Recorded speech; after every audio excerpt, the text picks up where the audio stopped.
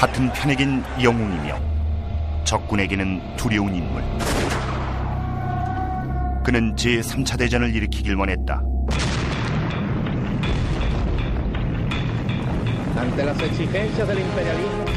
CIA와 미국 특수부대는 어떻게든 그를 체포하기 위해 안간힘을 썼다. 그의 죽음은 미스터리로 남아있으며 시신은 묘비도 세우지 않은 채 비밀리에 매장됐다. 세상으로부터 잊혀질 줄 알았던 그는 전설이 돼 오늘날까지도 살아있다.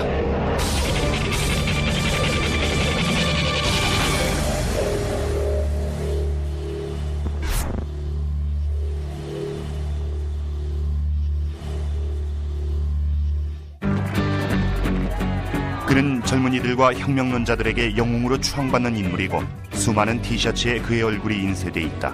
하지만 진짜 체게바라는 이런 평면적 이미지만으로 판단할 수 없는 매우 확고한 목표를 지닌 복잡한 인물이었다. Che described being a guerrilla as the highest form of humankind, someone who was prepared to sacrifice himself for an ideal. In his case, it was for the cause of Marxism-Leninism, the solution to mankind's ills, and the only way to turn around the world order from one dominated by Yankee capitalism. 존 리 앤더슨의 유명한 저서 체게바라 그 혁명적 삶에서 저자는 전설 속에 가려진 한 남자를 집중 분석한다. First and foremost, I wanted to know what had led this well-born son of an affluent old Argentine family, a son of the middle class, with everything going for him, to leave that comfortable existence and become the most implacable, well-known revolutionary of his day. 1928년 5월 14일, 체게바라는 에르네스토 게바라 데라 세르나란 이름으로 아르헨티나의 로사리오에서 태어났다. Ernesto Guevara Lynch was Che's father. Celia was from an illustrious Spanish family. They were considered to be of the upper class. 카를로스 피구에로아는 체게바라, 즉 에르네스토의 어린 시절 친구다. Ernesto didn't discriminate. He would hang out with all the kids, whether they were children of privilege or the children of servants. 네 자녀 중 장남이었던 에르네스토는 어려서부터 만성천식에 시달렸고 이는 평생 동안 그를 괴롭혔다. 가족들은 그의 병세가 좀 호전되지 않을까 해서 알타그라시아의 산간마을로 이사했다. 에르네스토는 알타그라시아에서 카레이카 페레르를 만났다. The boys and girls would gather around to dance, but Ernesto was a really bad dancer. He had a bad ear. We'd be playing one style of music and he'd be dancing to another. The adolescent Ernesto was known for being hypersexual. His first experience was with the family maid. He would try to seduce any woman of any shape, age, or appearance. 에르네스토의 기이한 면 중에서도 미생관념이 희박하다는 점 때문에 스페인어로 돼지를 의미하는 찬출한 별명이 붙을 정도였다. He had a shirt called the weekly shirt because he would only change it once a week. We called him Chancho, and it stuck with him ever since. But he didn't mind. He kind of liked it. 에르네스토는 기이한 면도 있었지만 자기 반성적인 성향이 강한 편이었다. He was always searching for a kind of the meaning for life. He was more advanced than his peers. He read serious authors.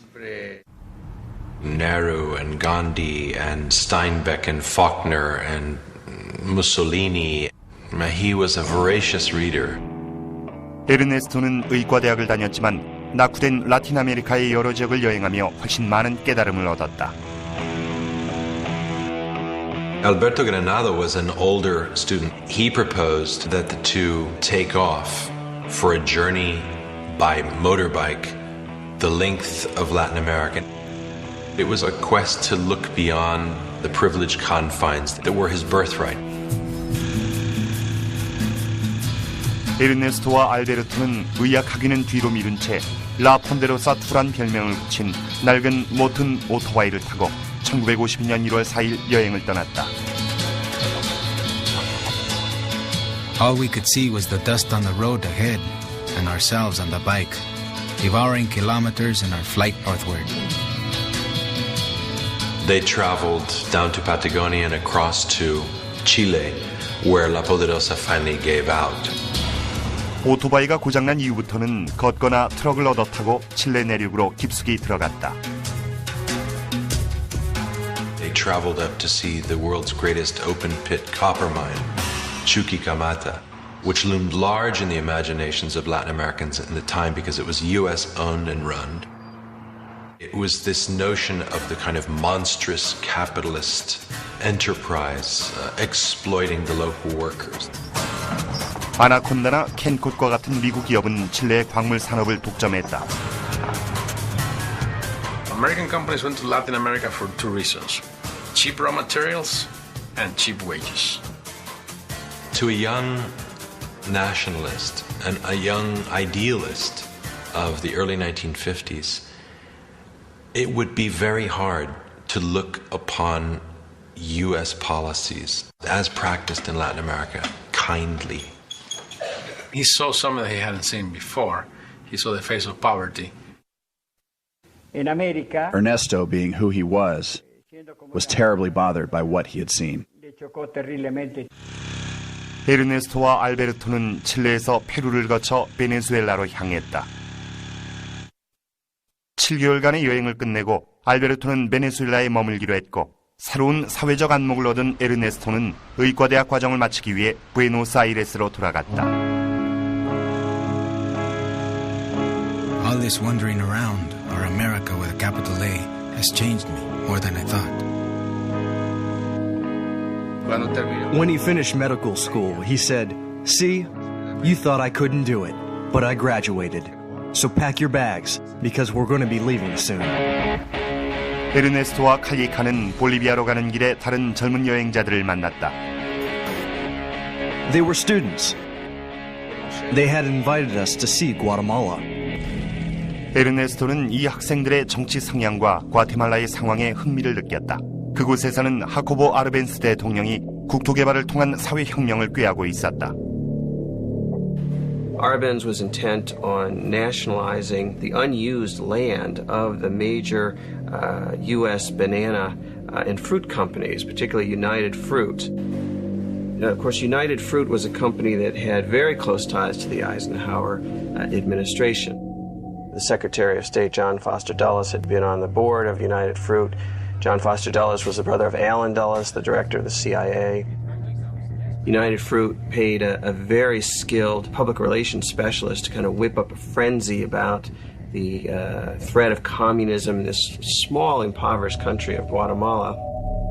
1953년 12월 24일, 에르네스토는 이러한 분위기가 고조된 가운데 과테말라에 첫 발을 디뎠고 얼마 후 피루 출신의 일다 까데아라는 여인을 소개받게 된다. Hilda immediately became besotted with him. She had even went to the point where she pawned some jewelry in order to keep him in his hostels. And eventually they began sleeping together. 일다는 에르네스토에게 26살의 쿠바 변호사인 피델 카스트로의 추종자들을 소개해줬다. 그는 쿠바의 대통령이자 독재자인 바티스타를 몰아내기 위해 쿠바에서 두 번째로 큰 군 주둔지인 몬카다 평영 공격을 주도했던 인물이었다. Many of the people that attacked the barracks, a lot of whom were students, former students, workers, organizers, a lot of them were killed, tortured, killed. The ones that survived, including Fidel Castro and his brother, were sentenced to prison. 카스트로는 징역 15년형에 처해졌지만 에르네스토는 그들에게 깊은 감명을 받았다. 쿠바의 다른 친구들과는 달리 에르네스토는 시위나 운동권에 참여한 적이 없었지만 과테말라의 대통령 아르벤스의 탄핵으로 그의 관점이 바뀌었다. The first CIA-sponsored coup in Latin America took place in Guatemala in 1954. And essentially the army got scared and told Arbenz that he had to resign, and he did. 1954년 6월 24일 카스티요 아르마스가 정권을 잡았다. 그는 미국의 꼭두각시나 다름없는 존재였다. 그는 공산주의자로 의심되는 자와 이전 정권과 관계된 자들을 모두 체포해 잡아들였다. 투옥되거나 어쩌면 사형당할 위기에 놓인 에르네스토는 아르헨티나 대사관으로 피신했다. He came away convinced that the United States was, as he famously later called it, the enemy of humanity. Jacobo Arbenz Guzman succumbed before the cold, premeditated aggression of the USA, hidden behind a smokescreen of continental propaganda. 그는 스스로를 마르크스주의자로 규명했다. Communism seemed to offer a way forward and a ready-made ideology for the kind of new society that could rise from the ashes of the old. Ernesto Guevara, he left Guatemala a very radicalized individual, looking now for a revolution he could fight in. 1954년 9월, 대부분의 좌파와 마찬가지로 에르네스토도 멕시코시티로 떠났다. 카르데나스 전 대통령이 1930년대에 유전을 국유화하는 데 성공한 곳이다. Mexico had a historic standing as one of the countries on the flank of the United States who had stood up to Yankee imperialism at the turn of the century. 에르네스토는 다시 쿠바의 친구들과 연락했고 라울 카스트로를 소개받았다. 몬카다 병영 포위 작전으로 22개월간의 복역을 마친 그는 형인 피델 카스트로의 조직을 재건하기 위해 멕시코시티로 돌아왔다. They liked one another. He was a Marxist, as opposed to Fidel, who was still in prison. 바티스타는 국제사회 압력에 못 이겨 결국 복역한 지 불과 2년밖에 안 된 피델을 석방하기에 이르렀다. 피델 역시 멕시코시티로 향했다. This was a person who had tried to overthrow a dictatorship by the force of arms, and what a lot of people consider almost like a brazen, crazy attack on the Moncada barracks. Now he was exiled from his homeland, and guess what? He was organizing to try and go back and do the same thing. 에르네스토는 예비 공산주의자였던 반면 피델 카스트로는 그 어느 쪽도 아니었다. He'd gotten into the rough and ready politics of his day and had positioned himself as a patriot and nationalist. He was not yet a Marxist-Leninist. 1955년 8월 추종자들을 그토록 열광하게 한 인물을 보고 싶었던 에르네스토는 라울에게 만남을 주선할 것을 약속받았고 그들의 얘기는 밤새 이어졌다. Political occurrences having met Fidel Castro, a Cuban revolutionary, a young man, intelligent, very sure of himself, and of extraordinary audacity. I think there is a mutual sympathy between us. 이들의 야망엔 비슷한 점이 많았으며 미국이란 공통의 적에 대항하고 있었다. 에르네스토는 몬카다 공격 날짜로 명명된 7월 26일 운동에 동참할 것을 권유받았다. 그는 쿠바인이 아닌 유일한 사람으로서 군의관으로 등록됐고 체라는 별명까지 얻었다. Argentines say che when they talk to one another. It's an old term meaning hey you, and so they began calling him che. 과테말라에 홀로 남아있던 일다도 체게바라를 만나러 왔다. Hilda announced that she was pregnant, which came as a bit of a blow. But curiously, he decided to do the right thing, and he married her. 딸 알레이다가 태어난 지 얼마 되지 않아 체게바라는 쿠바를 위한 사회운동과 시위에 온 힘을 기울였다. Almost immediately, he was off for long periods of time in a ranch outside Mexico City, where they trained militarily. He turned out to be one of the best shots in the group. 하지만 곧 이 사실이 외부에 알려지면서 체게바라와 피델 카스트로를 비롯한 7월 26일 운동의 구성원들은 대부분 체포 구금됐다. 이들은 한 달 동안의 수감 생활 중에도 지속적으로 작전을 도모했다. 피델 카스트로는 계속해서 바티스타를 축출할 계획을 세우고 자신의 군사 82명을 멕시코에서 쿠바로 빼돌리기 위해 $15,000의 낡은 배 한 척을 구입해 그랜마라는 이름을 붙였다. 5일간의 항해를 앞두고 체게바라는 어머니에게 편지를 써 자신의 행방을 알리고 전투 중에 사망하면 붙여달라고 일다에게 당부했다. In essence, saying his last goodbyes to Hilda and his young daughter that if he survived, he would see them again. But, you know, the revolution called. 1955년 11월 25일 새벽 2시 82명 전원이 그랜마호에 승선했다. With our lights extinguished, we left the port of Tuxpan amid an infernal mess of men and all sorts of material. Fidel's words began to take on reality. In 1956, we shall be free or we shall be martyrs. His cause was revolution in Latin America. The next objective was Cuba, to liberate Cuba. And he had ceased to call himself Ernesto Guevara. He had become Che.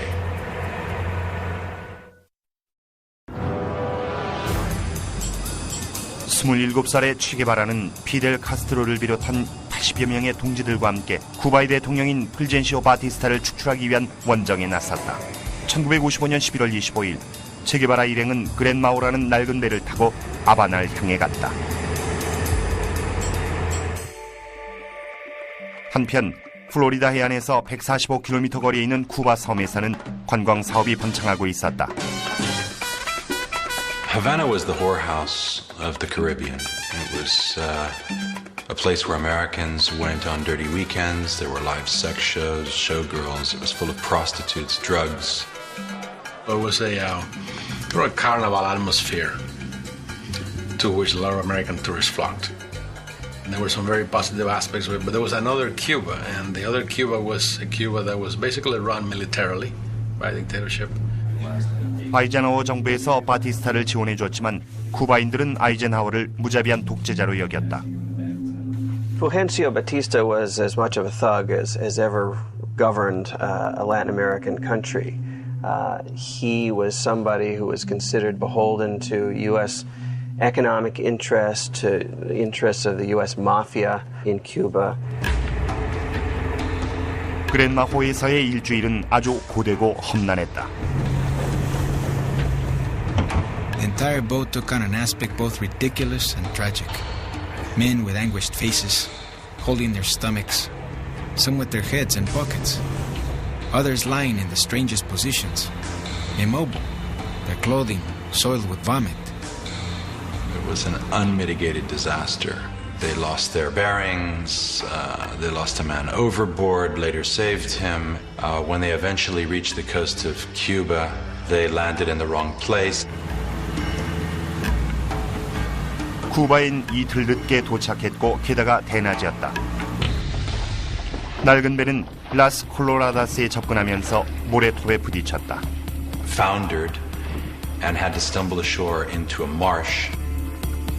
그들이 재집결하기도 전에 바티스타의 공군에서 공격을 개시했고 체게바라와 피델 카스트로 일행은 결국 뿔뿔이 흩어졌다.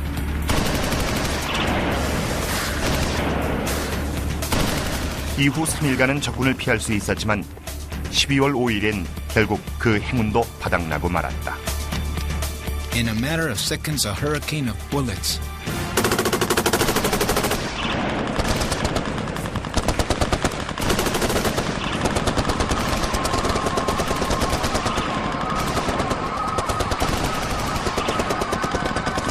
This only added to the Dantesque and grotesque scenes around us. A stout guerrillero trying to hide behind a single stalk of sugarcane. And another, without really knowing why, crying out for silence in the midst of the tremendous uproar. More than 2/3 were massacred immediately. Che was wounded in the neck.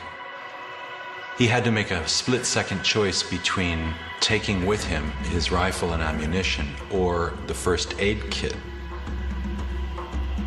He left the first aid kit and took the ammunition. 체게바라가 다시 카스트로 일행을 만났을 때 그는 눈에 띄게 줄어든 인원을 보고 놀랄 수밖에 없었다. Only 17 of the original 82 men on board the Granma, amongst them Che and the Castro brothers, Fidel and Raul, were amongst the survivors. The invasion was such a disaster that news reports initially sent out the news that Fidel and Che had died. 피델 카스트로와 체게바라 일행은 재결합해 시에라 마에스트라 산맥을 향해 진군했다. The Sierra Maestra was the mountain range nearest the coast where they landed and where Fidel planned to base his guerrilla movement. 시에라 마에스트라는 배교자, 미립국자 그리고 소장농들이 사는 곳이었다. Neither were I or the other farmers in the area aware that there was a revolutionary movement taking place. It took us by surprise. I knew nothing about politics. 16살이었던 다리엘 라미레즈는 베니뇨란 별명을 가졌으며 시에라 마에스트라에서 아버지의 농장 일을 돕고 있었다. They arrived at my home to ask for food, and we gave them some. But I didn't help them because I sympathized with them. I helped them out of fear of repression.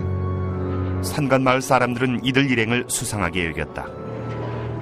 Who are these bearded, smelly strangers with guns making a noisome intrusion into their lives? 피델 카스트로는 계속해서 자신들의 편을 들어달라고 농부들을 설득했다.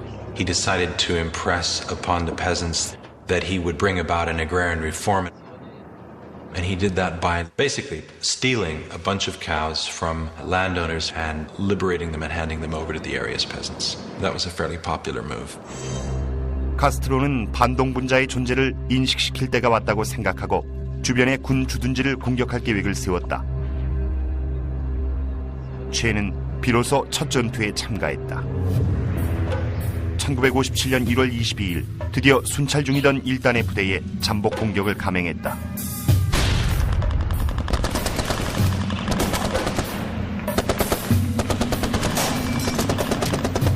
첫 총성이 울리고 체는 난생 처음 적과 얼굴을 마주했다. He shot him when he saw him drop. And he seemed to be gauging his own reactions to see how he felt about it. And he felt fine. He felt fine.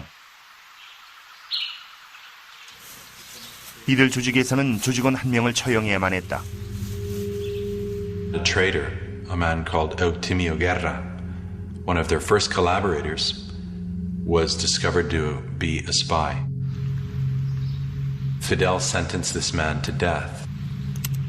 No one ever said who had executed Eutimio Guerra, but in Che's personal diary, it emerged that he had, and he described it in vivid detail.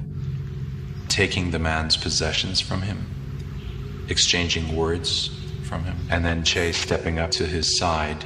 There was a thunderstorm breaking just then, and placing a revolver at his temple and blowing his brains out with a .25 caliber revolver. Che inspected the entry and exit wound, very much the doctor writing down that he had slept fine with what he had done. From that moment on, Che changed. War is harsh, and at a time when the enemy was intensifying its aggressiveness, one could not tolerate even the suspicion of treason. I don't know the final tally of execution victims of Che Guevara, but it was certainly dozens.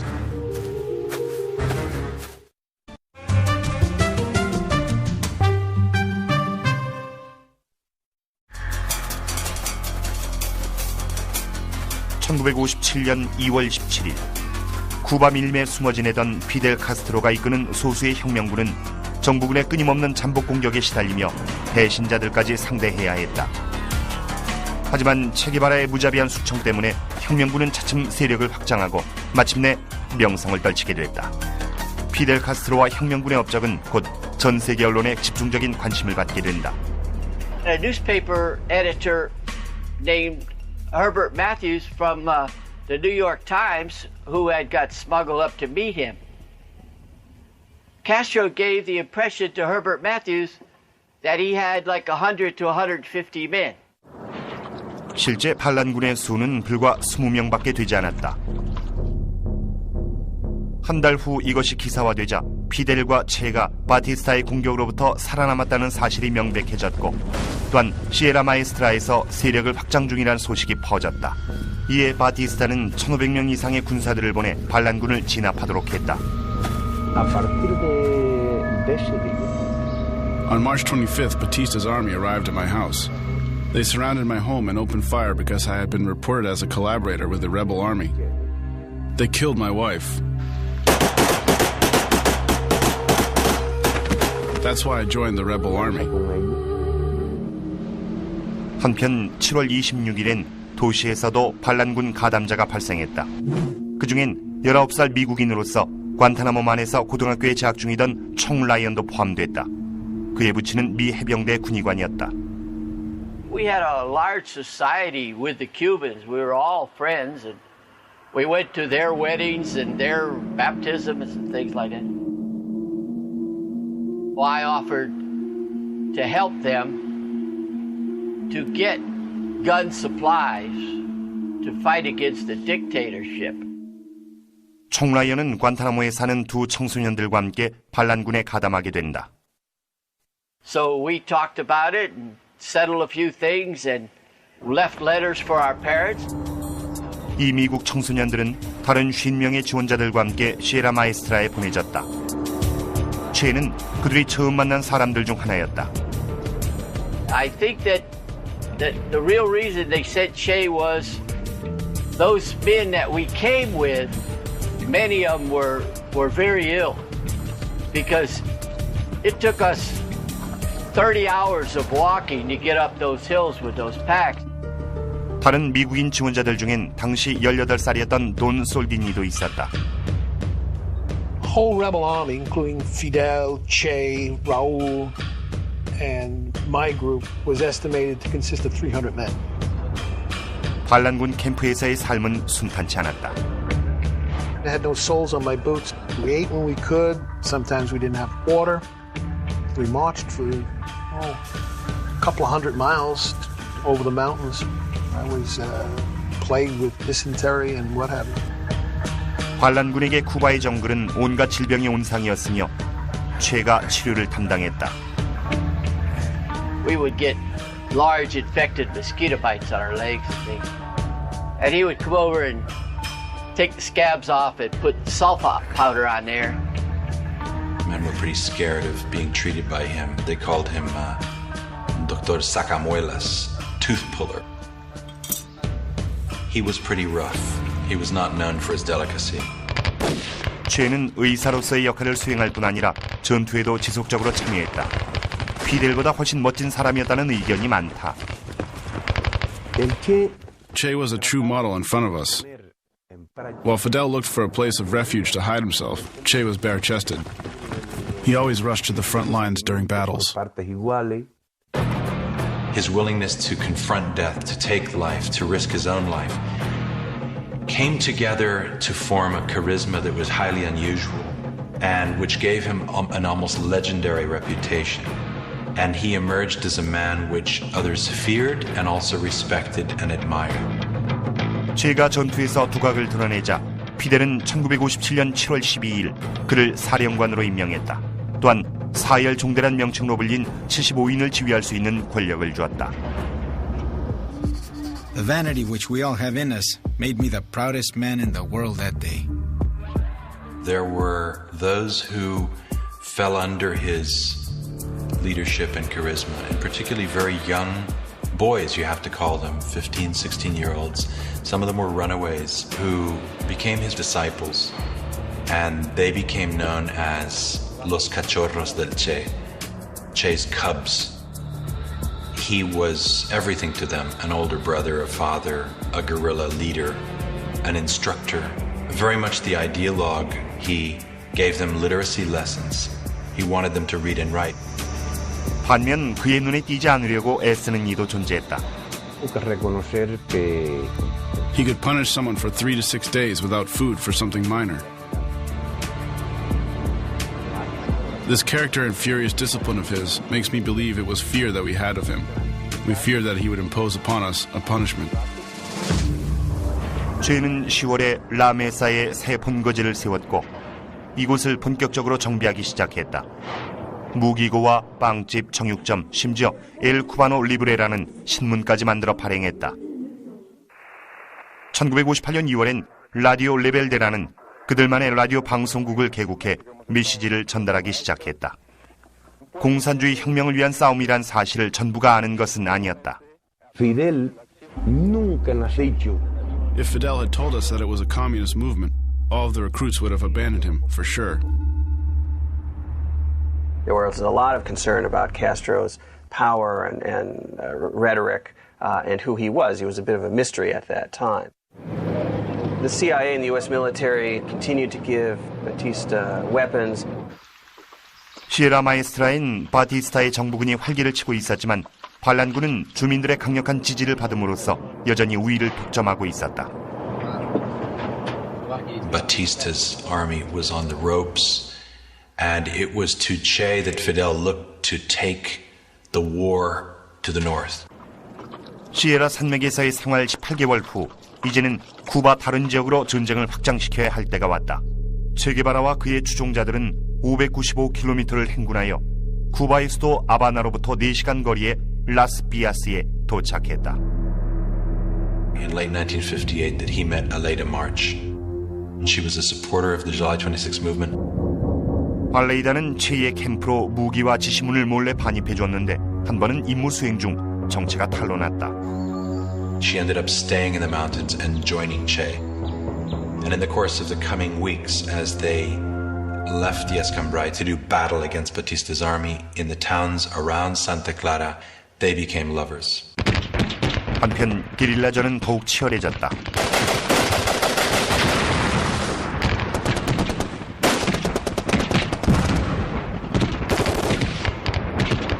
인원이 800명으로 증가한 피델 카스트로 일행은 오리엔테주를 통과해 이동하기 시작했고 체는 정부군과 맞서 싸우면서 적의 심리를 이용한 게릴라 전술로 적군을 겁주는 작전을 펼쳤다.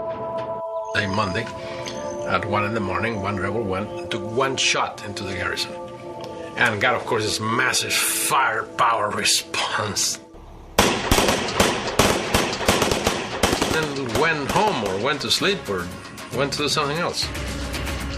The next night, a couple of rebels, one at 11 o'clock and one at 4 in the morning, did the same thing, one shot. By the third night, that garrison was always up and not sleeping. They basically made these people just want to leave.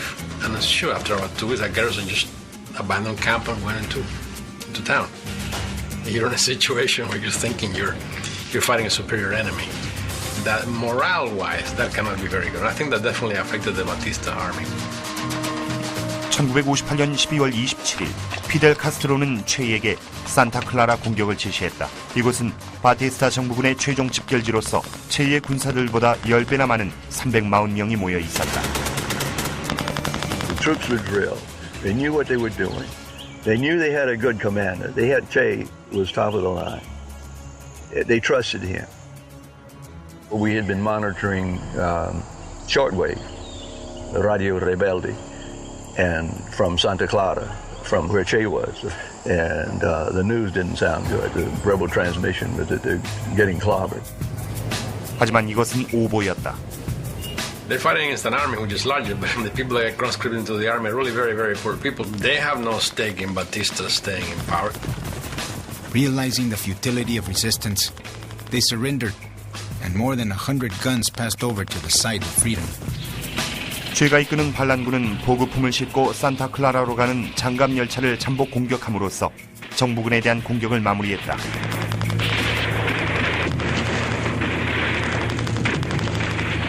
December 31st, 1958, Batista fled Havana with his entourage and several millions of dollars in cash. 바티스타가 떠났다는 소식이 퍼지자 정부군은 항복하기 시작했다. Fidel ordered Che to march on Havana from Santa Clara, while he himself made a more leisurely victory parade the length of the island. 32살의 피델 카스트로와 그의 반란군은 1959년 1월 8일에 아바나에 도착했다.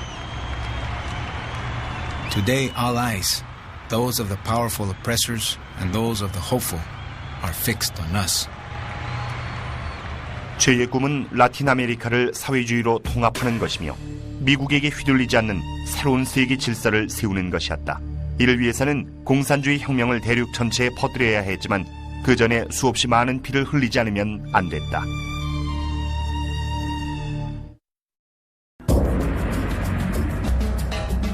(1959년 1월 2일) 쿠바의 아바나. 피델 카스트로와 체게바라가 이끄는 반란군은 쿠바 대통령 풀젠시아 바티스타의 정부군에 맞서 2년 동안의 게릴라식 전투를 치르고 난 뒤 마침내 쿠바 정권을 장악했다. 하바나에서 앞으로 체가 맡게 된 임무는 저항 세력을 제거함으로써 새 혁명정부의 권위를 굳게 세우는 것이었다. 바티스타가 패배를 시인하고 달아났기 때문에 피델 카스트로와 반란군은 자랑스럽게 하바나의 진군에 들어왔다. We were received as liberators, celebrated. I mean, people ran out with bottles of rum. People went wild. It was a marvelous experience. I think for the first time in my life we were able to see the people of Cuba united, with one vision, one love, and that it was the most beautiful thing you can see in Cuban history. 2년 동안 산속에서 생활했던 반란군은 하바나에서의 각종 유혹을 떨쳐버리기 어려웠다. Che had to issue stricter orders on the behavior of his young men who, arriving in Havana for the first time, finding all of these beautiful young women, in essence throwing themselves at them. It was, as Leda described it to me, something of an orgy taking place, particularly in the bushes below the great statue of Christ. 최의 아내인 일다는 2년 전 게릴라 운동이 일어난 이후로 최를 만나보지 못했기 때문에 최에게 다른 여자가 생긴 줄도 모른 채 딸을 데리고 하바나에 찾아왔다. And immediately he told her that he was no longer in love with her and he wanted a divorce. Che was married to Aleida just a couple of months later in a small ceremony with Raul Castro acting as one of his witnesses. 최가 개인사를 정리하는 동안 피델 카스트로는 쿠바의 첫 개혁을 추진하기 시작했다. Well, in the beginning, most of the population was expecting a change. Castro, always he was in the mountains. He promised free election in 18 months. There is not communism or Marxism in our ideas. We will not seize any land from anybody. 하지만 반란군이 승리한 지 불과 2개월 만인 2월 16일 피델 카스트로가 수상 취임 선서를 냈고 약속했던 선거는 이루어지지 않았다. Then certain segments of the professional class and the elite and the middle class began to view Fidel Castro and his regime with suspicion. There was a debate that started almost from the day Castro took power about whether he was a communist or not. And part of this debate focused on Che Guevara, who obviously did get on the radar screen pretty quickly of the CIA. 피델은 공산주의자와의 연합이 알려지면 지도자 자리를 빼앗길 것이 두려워 체와 다소 거리를 두기 시작했다. He ordered Che to take over the La Cabaña fortress, which is an old colonial garrison overlooking Havana Harbor and the city. That was where the war criminals were tried. 체는 유죄 판결을 받은 자의 사형 집행을 명령했다. In essence, carrying on with what he had been doing in the war, summary trials for torturers, for men accused of war crimes, and carrying out their firing squad executions in La Cabaña. 미국인 게릴라였던 닐 맥콜리는 수개월 동안 반란군과 함께 지내며 군사훈련을 도왔다. 그는 조총부대의 지휘관직을 맡아 첫 번째 공개 처형을 집행해달라는 제안을 받았다. I said, look, this is a matter for Cubans. You guys do it. And he said, no, but look, they make a mess of it. We need somebody who's at least going to hit the mark. I was prevailed upon. I didn't mind. I mean, I'm glad to shoot these guys. And so I walked out there. I took command of the firing squad. I directed them against him. And I mean, this time, killed him. And then the next guy who came up, I took that one too.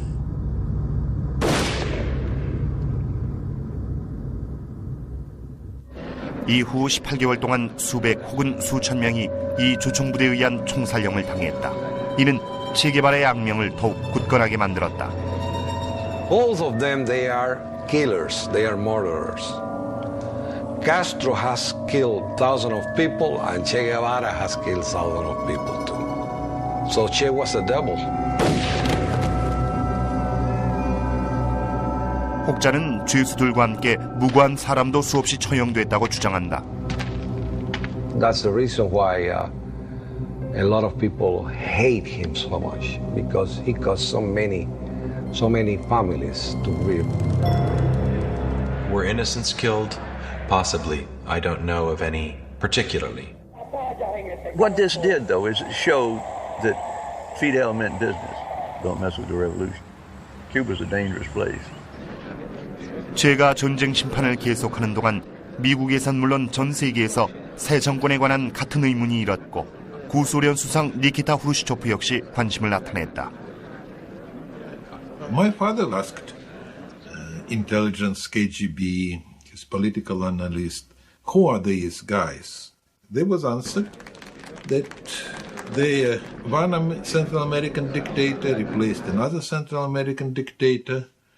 For sure, they're pro-United States and maybe they're agent of CIA. There was no idea that they can be socialism. 피델 카스트로는 미국의 우려를 잠재워야 한다는 것을 깨닫고 1959년 4월 15일 워싱턴으로 갔다. He met with Vice President Nixon, claimed famously to the American press that he was not a Marxist, denied it, and said he was a democratic humanist. Fidel, at least in those initial months, kept everyone guessing. 하지만 피델 카스트로는 이미 남모르게 쿠바의 공산당과 손을 잡은 상태였다. It'll always be an open question whether Fidel became a Marxist himself because of pragmatic opportunity or evolved over time. 피델 카스트로가 체의 이념적 확신에 영향을 받았다는 것은 의심할 여지가 없다. Che was vital in being a sounding board and an advisor to Fidel during the key years in the Sierra when he built up his role as the revolutionary strongman and also in turning him leftward. 피델은 쿠바를 변화시키는 데 있어 체와 같은 이념을 공유하고 함께 의논에 결정했다. Secretly, he had Che and some of his more radical colleagues meeting and privately drafting the outlines of the future communist state of Cuba. 새 정부는 쿠바 농지 개혁법을 제정해 사유재산을 몰수할 계획을 세우기 시작했다. 하지만 계획을 실행하기도 전에 체는 외국으로 보내졌다. So to American spies watching Cuba and even a lot of Cubans, they thought that Fidel has marginalized Che. He's gotten that radical out of the way. 1959년 6월 12일 체는 아시아, 아프리카, 유럽 여러 나라를 방문하고 처음으로 구소련과 접촉하게 된다. 비록 미국은 거절했지만 체는 구소련에 쿠바산 설탕을 사달란 제안을 했다. It was the rule of the Cold War, even that you don't think that these people will be your allies or your friends. But if they're trying to do something negative to your enemy, you have to help them. 구소련에서는 미국이 거절한 물품을 사주기로 했다.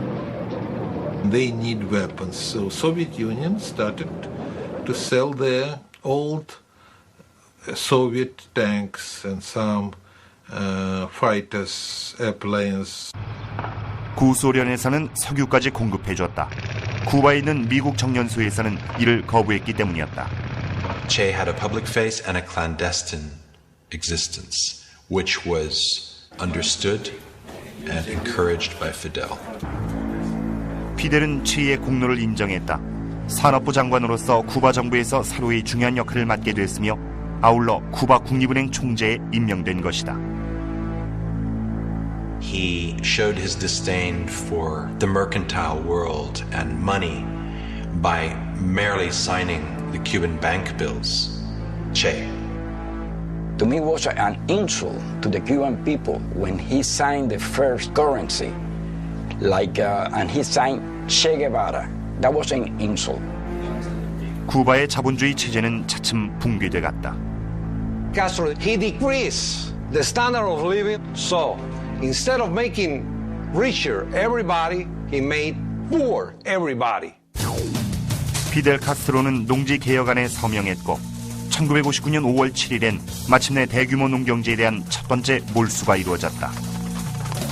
The people, they start to see the reality, what's coming on, and pretty soon the Cubans, they start the exodus to Miami.